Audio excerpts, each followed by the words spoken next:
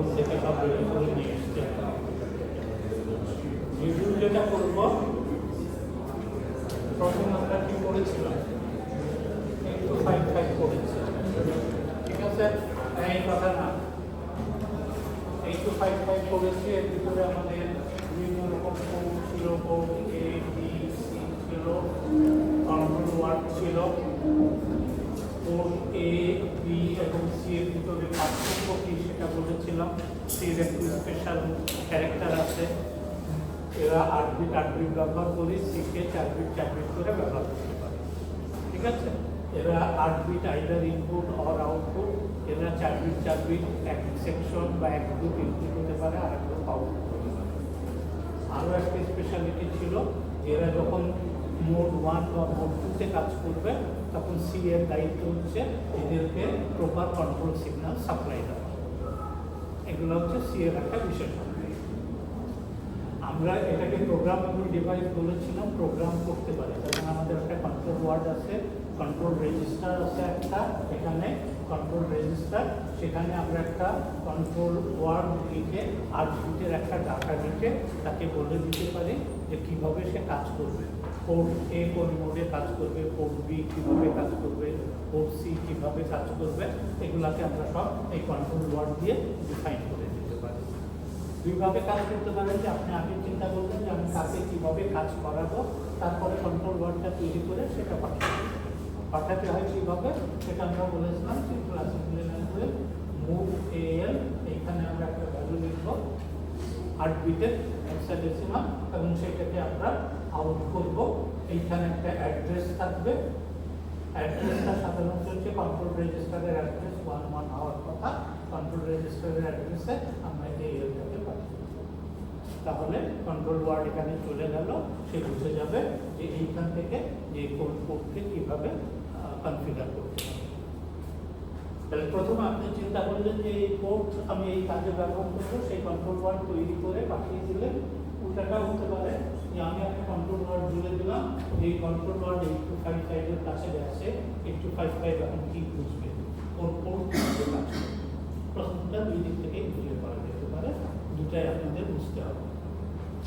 Control ওয়ার্ডের আর একটা রকম ছিল, কন্ট্রোল ওয়ার্ডের মধ্যে দুইটা ছিল, একটা হচ্ছে মোড সেট আর একটা হচ্ছে set reset, bit set reset, sorry set reset.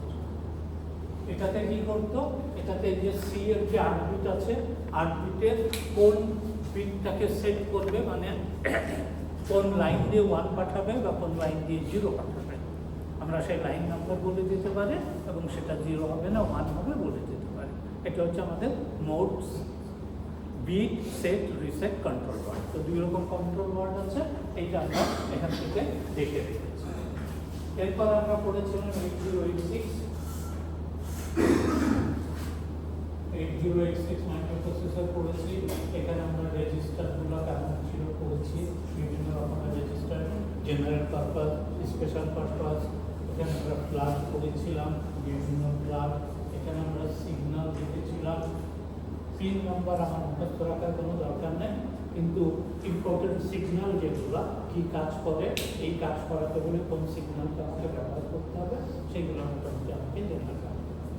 Memory bank কীভাবে দুই হিসেবে ভাগ করা হয়, তাদেরকে কীভাবে আমরা অ্যাড্রেস করে, সেই জিনিসগুলো এখানে শিখেছিলাম। আর কি শিখেছি, আমি নিজের অনলাইন এইটাতে সব লিখে নিয়ে এসেছিলাম, কিছুই নাই।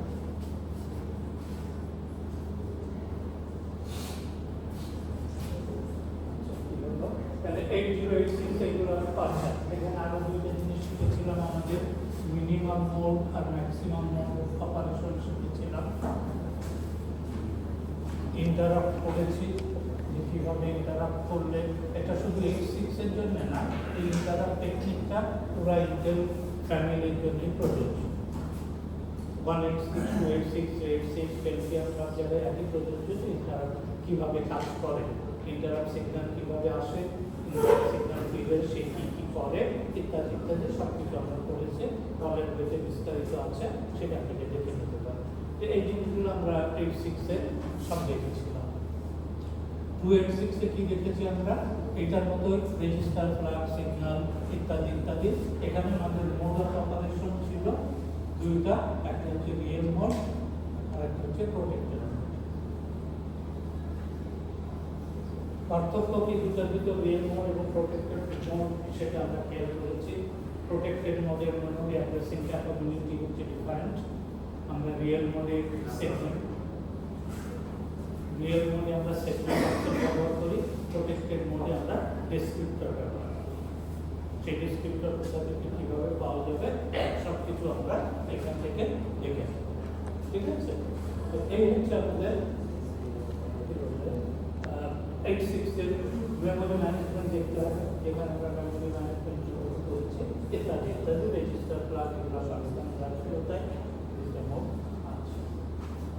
386 এ যখন আসলাম তখন কি হলো আমাদের 286 এর প্রথমে হচ্ছে যে 286 এর প্রবলেম কি ছিল এবং সেটা আমরা কিভাবে রিমেডি করেছি তিনটা প্রবলেম আলোচনা করেছিলাম। এই রুল সাইজ ছোট, অতএব এই রুল সাইজ বড় করলাম। এটা ছিল 8 বিটের, এটা 16 বিটের, এখান থেকে এটাকে আমরা 32 বিটের এই বানালাম। অল দ্য রেজিস্টার সেটা 32 বিট। তাহলে এই একটা বেশি হলো আমার মেমোরি ক্যাপাবিলিটি বাড়লো। এখানে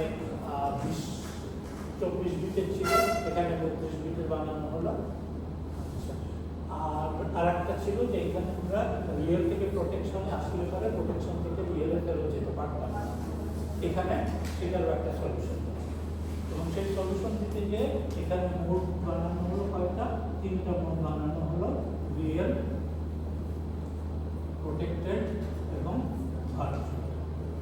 এই ভার্চুয়াল মোড হচ্ছে যে রিয়েল এবং প্রোটেকশনের মধ্যে সুইচ ওভার করা যায় খুব ইজিলি। এখানেও আমরা রেজিস্টারগুলো আলোচনা করেছি, ফ্ল্যাগ দেখেছি, নতুন ফ্ল্যাগগুলো দেখেছি, সিগন্যাল ওইভাবে কিছুটা আলোচনা করেছি বা দিতে পারে। তবে এই যে মোড অফ অপারেশন এইগুলো আসতে হবে। এইখানে প্রধান যে পার্থক্য এখান থেকে আমাদের ছিল ডিফারেন্স 286 এর থেকে প্রথমে ছিল মেমোরি অ্যাড্রেসিং এ পার্থক্য আছে, মেমোরি অ্যাড্রেসিং এটা ডিসক্রিপ্টর এবং একটা ডিসক্রিপ্টরের ভিতরে পার্থক্য আছে, সেই পার্থক্যগুলো আমাদের দেখে রাখতে হবে। আর কি ছিল এখানে পেজিং, এখানে আমরা নতুন করে পেজিং একটা কনসেপ্ট শুরু করেছিলাম।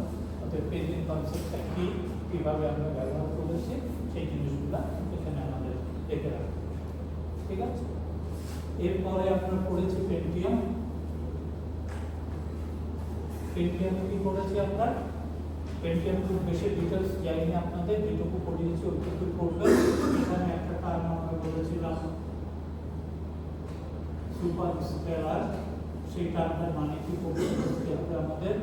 এইখানে আমাদের যে মোডগুলো ছিল এখানে ব্রাঞ্চ প্রেডিকশন লজিক নামে আমাদের একটা নতুন জিনিস ছিল এখানে। তারপরে কি ছিল আমাদের?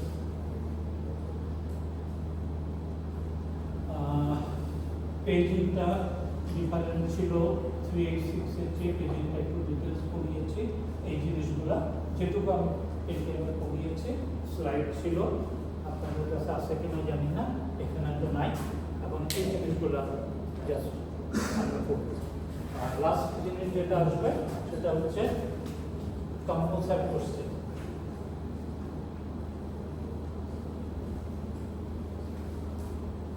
ইন্টারাপ্ট থেকে দেব, ঠিক আছে? এই আজকের ক্লাস এই প্রশ্ন খালি চলে যাবে।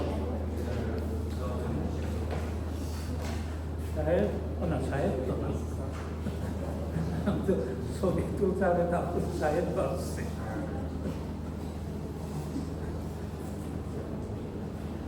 তো কি আর কোনো কিছু আছে? জান রেফা তো নাই আজকে, রেফা কোথায় গেল? হ্যাঁ, তার সাথে আমার জরুরি কথা, অসুস্থ হলে চলবে কি করে? ঠিক আছে, যোগাযোগ করবেন নিশ্চয়। শুনেন, এইটুকু যা পড়লাম বললাম এগুলা দেখে রাখেন, তাহলে হবে আশা করছি।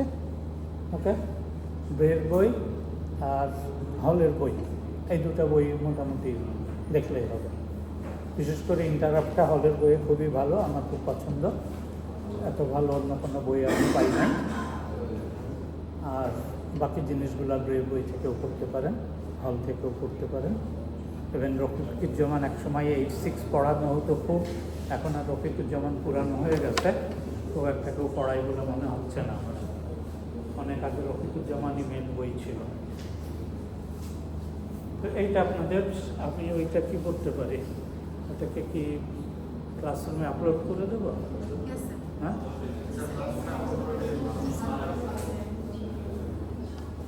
আপনাদের এই কম্পিউটার আমার কী বলে পেন ড্রাইভ বাঁচিয়ে রাখছে না মেরে ফেলছে, সেটাই তো সব চিন্তার বিষয় আমার। শুনেন, থাকেন তাহলে। আচ্ছা, নেক্সট ক্লাস লাগবে কোনো? স্যারের কিছু বলছে না, কিছু জানায়নি, কোনো এক্সট্রা ক্লাস বা রাশিদ স্যার জানায়নি। যদি কেউ বলে আমাকে বলেন, নেক্সট ক্লাসটা আমি ছেড়ে দিতে রাজি আছি, কারণ আমার আর করার কিছু নেই। আর না হলে আমাকে আসতেই হবে, ক্লাসের নিয়ম অনুযায়ী। আপনারা থাকেন না থাকেন, আমাকে ক্লাসে এসে দাঁড়িয়ে থাকতে হবে। আর কোনো ছাত্র যদি এক্সট্রা ক্লাস চাই বলেন, আমার কোনো সমস্যা নেই। নেক্সট উইকের রবিবার। নেক্সট রবিবার যদি আপনার ক্লাস থাকে। Okay, thank you, wish you best of lakh.